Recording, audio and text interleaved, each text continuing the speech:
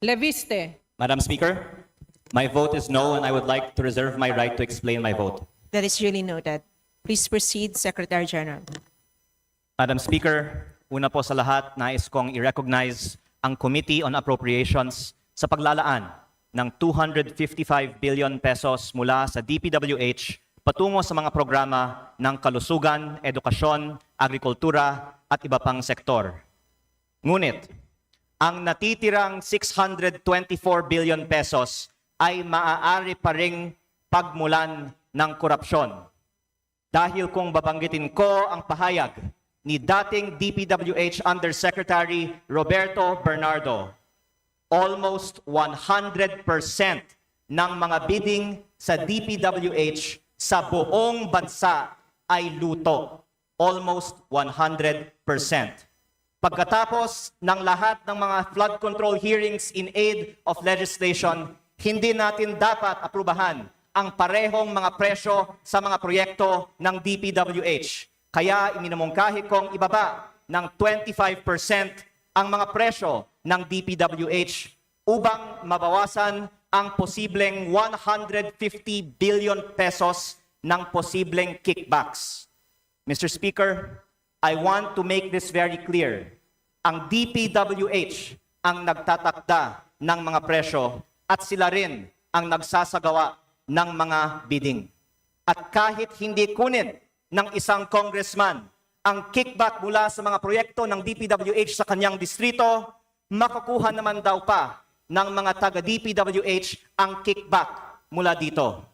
Kaya itinutulak ko na ibaba ang presyo ng DPWH para wala nang makukuhang kickback ang DPWH. The only thing necessary for evil to triumph is for good men to do nothing, dear colleagues. I believe that our distinguished colleagues here are good men, that many of us here want to end kickbacks in DPWH, but assume this is impossible. I am making this manifestation in hopes that we can chip away at the perception of impossibility. Maaari nating wakasan ang kickbacks sa ilang distrito ng DPWH at balang araw sa buong DPWH.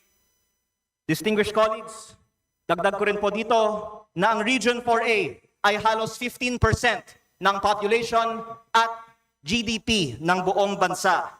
Pero nakakakuha ng mahigit kumulang 10% lamang ng budget ng DPWH. Kaya dahil nandito po ako sa seksyon ng mga kinatawan ng Batangas, Cavite, Laguna, Quezon at Rizal, nakikiusap po ako na kung sa susunod na bersyon nitong panukalang budget ng 2026, may savings ang mga presyo ng DPWH, sana dagdagan naman ang share ng budget ng mga distrito ng Region 4A.